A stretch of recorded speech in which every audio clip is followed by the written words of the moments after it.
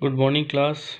आज 18 जनवरी है और लास्ट क्लास में हमने दो वर्ब्स देखी थी, सी और हियर। इनके बीच में हमने डिफरेंस देखा था कि कब जब इनका मीनिंग होता है तो ये सिंपल टेंस में यूज़ होते हैं और कब इनका मीनिंग जब कुछ अलग होता है तो ये कंटिन्यूस टेंस में यूज़ होते हैं। हमने ये देखा था कि सी का जो जनरली मीनिंग होता है वो देखना होता है, और अगर देखना के सेंस में सी का मीनिंग आ रहा है तब हम वहाँ पर इंडेफिनिट टेंस का प्रयोग करेंगे, ना कि कंटिन्यूस टेंस का प्रयोग करेंगे। साथ ही के साथ हमने ये भी देखा, अगर सी का यूज़ मीट बाय अपॉइंटमेंट आ रहा है, मतलब किसी से मिलना के सेंस में अगर सी का यूज़ आ रहा है, मीट बाय अपॉइंटमेंट के सेंस में सी का यूज़ आ रहा है, तब हम वहाँ पर किस टेंस का यूज़ करेंगे? हम वहाँ पर कंटिन्यूस टेंस का वहाँ पर हम यूज़ करेंगे। ठीक है, इससे रिलेटेड हमने दो शायद एग्जांपल्स भी देखे थे, और आई थिंक आपको ये जो चीज़ मैं समझा रहा हूँ अकॉर्डिंग टू टेंस वो बिल्कुल समझ में आ रही होगी। क्लास 7th आपको ये जो प्रैक्टिस है, जितने भी है हम ग्रामर का पोर्शन कर रहे हैं, वो आपको अपनी ग्रामर की बुक के अंदर कंप्लीट रखना है, क्योंकि मैंने आपको आपकी बुक से ज़्यादा ही रूल पढ़ा दिए हैं। इस चीज़ को आपको याद रखना है, आपको उन सब चीज़ों को समझते हुए हर एक चीज़ की प्रैक्टिस करनी है। ठीक है, टेंस वाला पोर्शन चल रहा है, बहुत ही अच्छी तरीके से पोर्शन चल रहा है।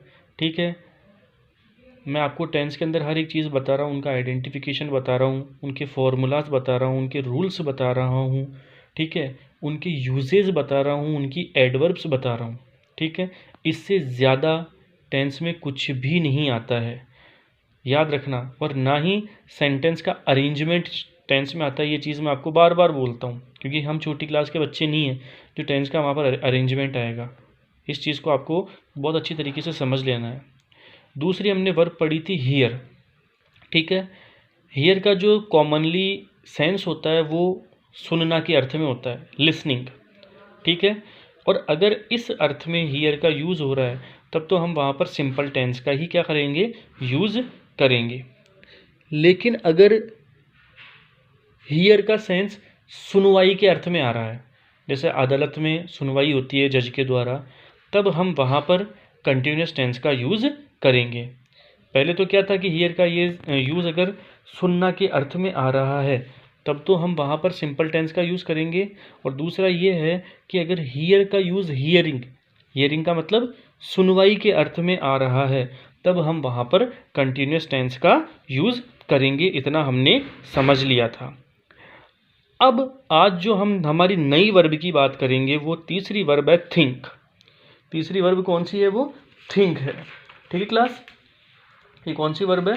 थिंक है। इसको आपको बहुत ध्यान से समझना है, इस वर्ब को, ये भी बहुत ही अच्छी वर्ब है। ठीक है, अब देखो, think is commonly used in the sense of thinking. Think का प्रयोग सामान्यतः विचार रखना के अर्थ में होता है। ठीक है, थिंक का प्रयोग जो होता है सामान्यतः विचार रखना के अर्थ में होता है। In this sense it is used in simple tense. मतलब अगर थिंक का अर्थ उस सेंटेंस में विचार रखना के अर्थ में आ रहा है तो इस सेंस में हम उस सेंटेंस में किसका यूज़ करेंगे? सिंपल टेंस का यूज़ करेंगे। किस टेंस का यूज़ करेंगे? सिंपल टेंस का, या इंडेफिनिट टेंस का हम उसमें यूज़ करेंगे। अब देखो यहाँ पर लिखा हुआ है I dash think things he is right. अब देखो आई है मतलब सिंगुलर है। ठीक है, और तो हम यहाँ पर थिंक का ही यूज़ करेंगे, THINK। तो हम क्या भर देंगे यहाँ पर? I think he is right. मैं यह सोचता हूँ, सोचता हूँ। देखो क्या आ गया? ता हूँ के सेंस में आ गया, मतलब प्रेजेंट सिंपल टेंस हो चुका है। ठीक है, दूसरा एग्जाम्पल है ही dash think things he has done well in the examination. वह यह सोचता है, ता है आ गया, मतलब किस सेंस में आ गया? प्रेजेंट इंडेफिनिट या प्रेजेंट सिंपल टेंस के सेंस में आ गया। तो यहाँ पर हम किसका यूज़ करेंगे? थिंक्स का यूज़ करेंगे। तो पहला ये क्या कह रहा है कि अगर थिंक का यूज़, थिंक का जो मीनिंग होता है सामान्यतः वो होता है थिंकिंग, और अगर इस सेंस में सेंटेंस का मीनिंग आ रहा है, थिंकिंग के सेंस में सेंटेंस का मीनिंग आ रहा है, तब तो हम वहाँ पर इंडेफिनिट टेंस या सिंपल टेंस का ही हम वहाँ पर क्या करेंगे? यूज़ करेंगे। इस वजह से हमारे पास पहले ब्लैंक स्पेस में थिंक आएगा और दूसरे ब्लैंक स्पेस में हमारे पास थिंग्स आएगा। ठीक है क्लास, आगे देखिए दूसरा ये क्या बोल रहा है, but think is used in continuous tense when it means to consider the possible thing. But think is used in continuous tense, लेकिन थिंक का यूज कंटिन्यूस टेंस में भी आता है when it means to consider the possible thing.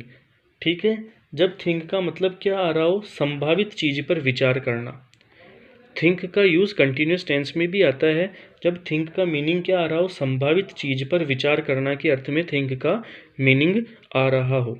अब देखो यहाँ पर क्या लिखा हुआ है, शी इज थिंकिंग, तो यहाँ पर क्या आएगा, इसका मतलब क्या है, to consider the possible thing का मतलब क्या होता है, संभावित चीज पर विचार करना। अभी देखो एग्जाम्पल के थ्रू हम इसको समझते हैं।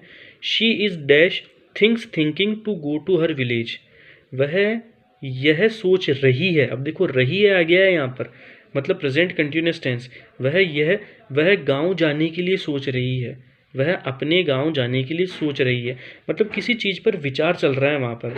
इस सेंटेंस में क्या हो रहा है, किसी चीज़ पर क्या चल रहा है, विचार विमर्श चल रहा है। ठीक है, तो संभावित चीज़ पर विचार करना के सेंस में अगर थिंक का मीनिंग आ रहा है तब हम वहाँ पर कंटिन्यूस टेंस का यूज़ लेंगे। तो हम यहाँ पर कौन से टेंस, किस वर्ब को पुटअप करेंगे, थिंकिंग को। किसको पुटअप करेंगे, थिंकिंग को। नेक्स्ट है अपीयर। अब देखिए appear, appear is commonly used in the sense of seeming और नोइंग। ठीक है, appear is commonly used in the sense of seeming और नोइंग।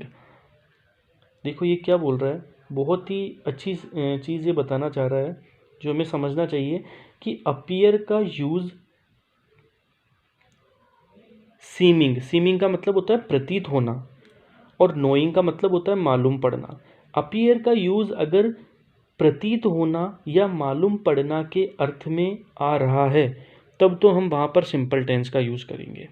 अपीयर का यूज़ अगर प्रतीत होना या मालूम पड़ना के अर्थ में आ रहा है तब तो हम वहाँ पर किसका यूज़ करेंगे, सिंपल टेंस का यूज़ करेंगे। जैसे अब देखिए द सम, ठीक है, सम क्या होता है, जोड़ना। ठीक है, तो यहाँ पर हम किसका यूज़ करेंगे, अपीयर का, the sum appear to be easy. Next है यहाँ पर it appears to him that I shall do this work. अब देखो ये इसका मीनिंग क्या हुआ, the sum appears to be easy, मतलब यह हिसाब ईजी प्रतीत हो रहा है, यह हिसाब ईजी प्रतीत हो रहा है। तो यहाँ पर ये जो अपीयर है वो किसका सेंस दे रहा है, प्रतीत होने का सेंस दे रहा है। ठीक है, नेक्स्ट है it appears to him that I shall do this work, यह बात उसे मालूम है, यह बात उसे मालूम है। यहाँ पर अपीयरिंग किसको बता रहा है, मालूम पड़ने को, कि यह काम मैं कर सकता हूँ। तो नोइंग या सीमिंग के सेंस में अगर अपीयर का यूज़ आ रहा है तब तो हम वहाँ पर कौन से टेंस का यूज़ करेंगे, सिंपल टेंस का यूज़ करेंगे। अब देखिए अपीयर का दूसरा, but when appear is used in the sense of appearing और बीइंग प्रेजेंट और to come before the public it is used in continuous tense. देखिए लेकिन ये क्या बोल गया, नई बात, ये बहुत ही ज़्यादा एक अलग बात ये बोल गया। लेकिन अपीयर का यूज़ प्रकट होना या उपस्थित होना के अर्थ में होने पर, लेकिन अपीयर का यूज़ प्रकट होना या उपस्थित होना के अर्थ में होने पर इसका प्रयोग कंटिन्यूस टेंस में होता है। प्रकट होना या उपस्थित होना के अर्थ में होने पर इसका प्रयोग किस टेंस में होगा, कंटिन्यूस टेंस में होगा। जैसे the moon is appearing in the sky, तो इसका हिंदी मीनिंग क्या हुआ कि जो चंद्रमा है वह आकाश में प्रकट हो रहा है, तो प्रकट होना के सेंस में हो गया। दूसरा क्या है, the main actor is appearing before the spectators, जो मेन अभिनेता है वह दर्शकों के सामने उपस्थित हो रहे हैं, मेन अभिनेता दर्शकों के सामने उपस्थित हो रहे हैं। ठीक है क्लास, यहाँ तक का आपने समझ लिया। अब आप क्या कीजिए कि पहले यहाँ का स्क्रीनशॉट लीजिए, क्योंकि हम यहाँ का स्क्रीनशॉट लेना भूल गए, यहाँ का स्क्रीनशॉट लेना है आपको थिंक से। ठीक क्लास, अब आप इसका स्क्रीनशॉट लीजिए, अब इसका स्क्रीनशॉट लीजिए, अब इसका स्क्रीनशॉट लीजिए